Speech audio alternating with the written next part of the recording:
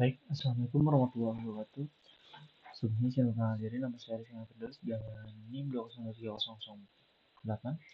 Di sini saya akan menjelaskan sistem informasi keuangan data karyawan proyek outsourcing dan dari PT Primara Media berbasis web Laravel. Di sini tugas web 3 Laravel ujian akhir semester genap. Oke, langsung aja ke implementasinya. Di sini langsung masuk ke bagian halaman dashboard. Di sini ada masukkan Gmail di bagian kita mungkin langsung ke eh, bagian tampilan admin atau HR. Kita masukkan passwordnya Eki. Dan di tampilan dashboard ini terdapat dashboard manajemen proyek. Nah, di sini tuh ada proyek yang selesai bulan ini dan yang sedang aktif bulan ini. Mungkin lanjut ke proyek. Kita lihat di sini. Proyek di sini kita bisa menambahkan proyek. Misalnya contoh proyeknya itu proyek pembangunan aula SMA Sidoarjo misalnya dengan lokasinya Sidoarjo dengan nama klien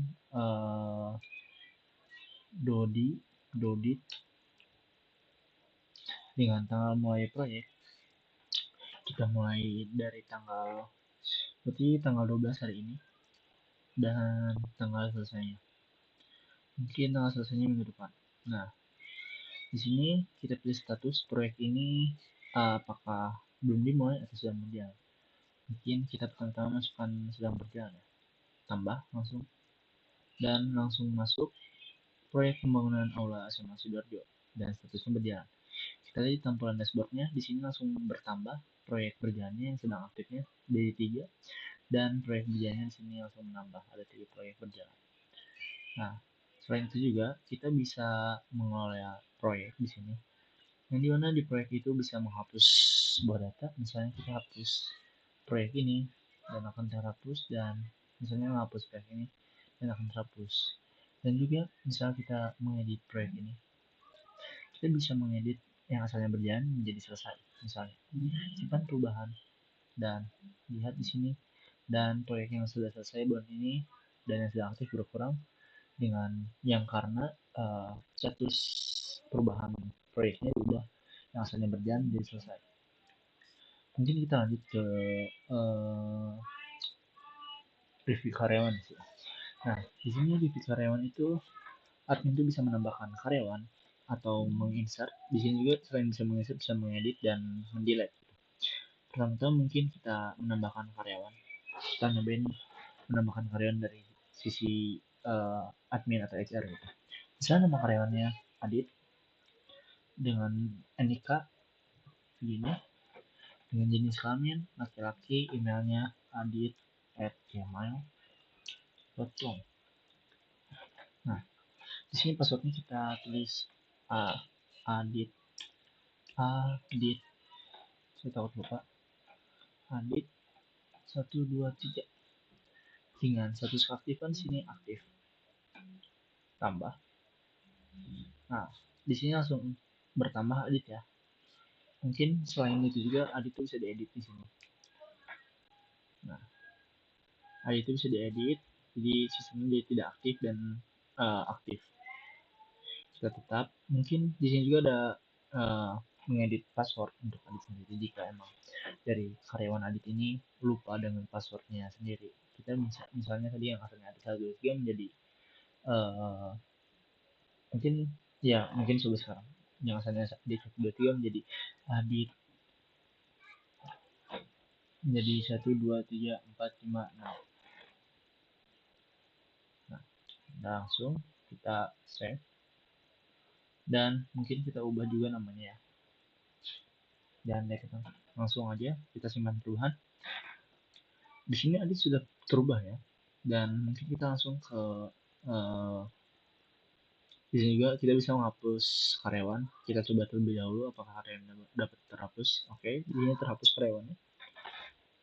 Jadi kita lanjut ke invoice. Nah, bagi yang belum tahu, invoice itu mengelola semua proyek-proyek yang sudah selesai dengan totalnya gitu. apa saja pengeluaran di proyek ini gitu. Misalnya kita buat proyek baru dengan tadi proyek barunya di sini ada pembangunan SMA Sidoarjo dengan nama kliennya sudah tercantum di sini Dodi sendiri dengan email kliennya dengan email kliennya dodit@gmail.com misalnya. Dengan alamat klien tadi Sidoarjo kan. Nah, di sini tanggal invoice itu biasanya dimulai dari tanggal 12 Juli dan jatuh temponya bulan depan. Dengan di sini kita bisa menginputkan pajak dan diskon. Mungkin jarang sekali ya diskon. Misalnya kita jangan pakai koma-komaan, langsung aja 2. Dengan catatan pembangunan sudah selesai berjalan. Misalnya seperti itu ya.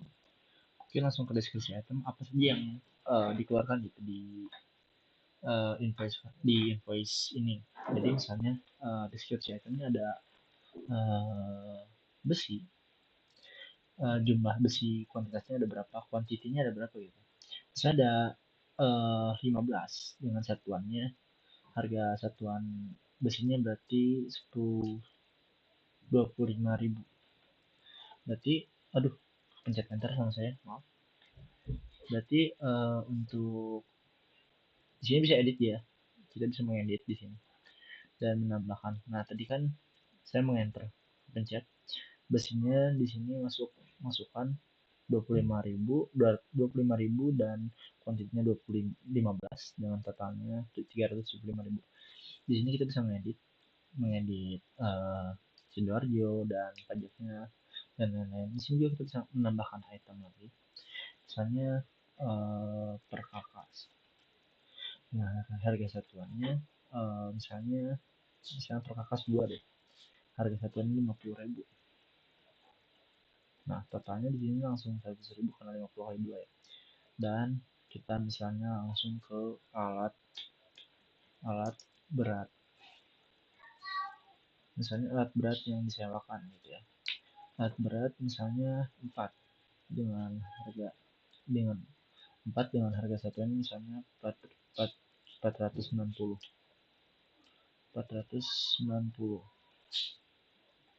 Nah, di sini kita bisa melihat subtotalnya dan pajaknya yang dikeluarkan dengan diskon 2% ya. Nah, di sini 2,4 2,435.000, maaf. Dengan tulisnya 48.700 dan di sini totalnya langsung sudah ada dan kita bisa mengupdate invoice ini. Nah, invoice sudah terupdate, kita tinggal kembali saja. Di sini sudah, dan di invoice juga di sini kita bisa melihat detail file gitu. Invoice ini yang tadi. Nah, nama proyeknya dan perkakasnya, dan kita bisa mendownload PDF. Di sini dokumen berupa PDF, memakai DOM PDF ya di sini. Dengan kita open langsung di sini, dan ini hasil dari invoice-nya. Bisa kita print juga kan. Nah, lanjut mungkin ya ke bagian registrasi karyawan. Mungkin di registrasi karyawan ini ada yang namanya audit, nanti saya jelasin lebih dahulu untuk registrasi ini. Nah, mungkin lanjut ke profil. Di profil ini kita bisa melihat informasi dari si admin ini gitu. Jadi informasi pribadinya dan kepegawaiannya gitu. Jabatannya, posisinya admin atau HR sebenarnya gitu. Dan kita bisa mengedit profil juga di sini. Nah, di sini bisa mengedit profil. Nah, udah. Mungkin kita lanjut ke pengelolaan lagi, terus masuk ke registrasi gitu.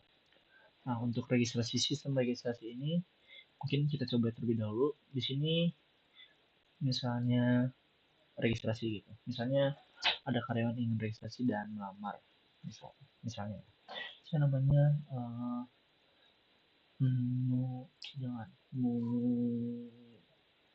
Malik Rohman, misalnya ya. Dengan emailnya Malik R gmail.com dengan NIK-nya, dengan pilih jenis kelaminnya dan kata sandi untuk emailnya sendiri itu misalnya Malik 123 Malik 123. Oke, udah langsung daftar. Nah, karena Malik ini sudah mendaftarkan registrasi akun sini, sebenarnya sistemnya itu niatnya tuh saya tuh ketika emang registrasi itu terlempar ke Gmail, tapi mungkin saya kurang mengerti kan hal itu. Dan lanjut di sini kita menampilkan registrasi karyawan asalnya Adit, ada Malik Rahman, yang mana tadi Malik Rahman tuh meregistrasi gitu. Dan di sini dari pandangan si admin, user admin atau HR, di sini daftar registrasi karyawan yang menunggu persetujuan gitu. Ketika emang si Malik atau si Adit ini mencoba login, misalnya kita mencoba login dan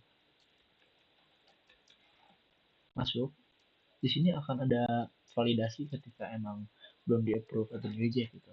Akun Anda masih menunggu persetujuan dari admin. Oke. Okay? Nah, ketika emang saya reject di sini, mohon maaf, kembali lagi, saya reject di sini. Wis, bentar. Nah, saya reject di sini. Di sini ada validasi juga, registrasi ditolak. Nah, akan hal itu ketika emang Malik Rahman ini ingin login kembali dengan passwordnya Malik 123. Di sini akan ada validasi lagi, akun Anda telah ditolak atau Anda telah ditolak sebenarnya. Nah, kita cobain untuk bagian Adit di sini.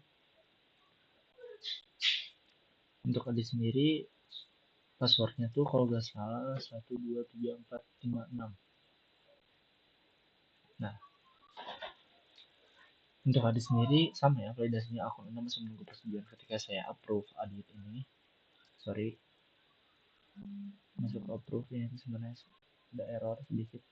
Nah, ketika Adit ini saya approve, nah sudah di approve, registrasi berhasil di approve untuk bagian Adit. Nah, Adit ini masuk 1234556. Nah, di sini masuk ke tampilan halaman karyawan atau bagian Adit. Nah, di karyawan ini bisa ngapain ya? Nah, di sini karyawan tuh bisa mengedit data pribadi. Mengedit, ya sebenarnya ada beberapa yang sebenarnya nggak bisa diedit gitu, seperti seperti nama, NIK, dan email. Ketika emang pengen diubah, mungkin harus diberitahu dulu kepada HR gitu atau admin. Dengan tanggal lahir kita bisa menginput di sini, misalnya tanggal lahir si Adit ini berapa, misalnya segitu ya. Dengan nomor teleponnya dimasukkan, dengan alamatnya situ Wanayasa dan simpan perubahan. Di sini akan terinput sendiri yang asalnya tidak ada jadi ada. Di sini tadi yang edit pribadi di sini, dan Adit juga bisa mendownload data pribadi gitu si Adit ini. Jadi identitasnya dia bisa melihat gitu, mengedit. Yang mana hasilnya seperti ini. Ini jadi memakai DOM PDF juga seperti itu, dan mengupload dokumen. Di sini kita bisa mengupload dokumen juga, misalnya dokumen-dokumen yang emang ingin diupload seperti PIC yang bersifat filenya yang bersifat PDF, doc, JPG, PNG yang dengan maksimal tuh ukurannya 2 MB atau megabyte. Di sini misalnya kita mengupload file, sebentar. Misalnya kita mengupload file ini, kita mengupload file ini dengan nama dokumen lomba upload. Nah, di sini sebenarnya sebenarnya di sini aksi untuk actionnya tuh belum bisa di-download ya. Jadi hanya sekedar untuk mengupload file dari sisi karyawan itu sendiri. Nah, untuk selebihnya seperti itu ketika emang admin. Selebihnya seperti itu untuk ketika admin juga merubah karyawan yang asalnya aktif menjadi tidak aktif, bisa juga ketika emang kita lihat di review karyawan ya. Sini ada my command yang tadi tidak aktif ya. Kita bisa di-delete di sini. Dan di sini untuk edit juga, edit bisa kita edit.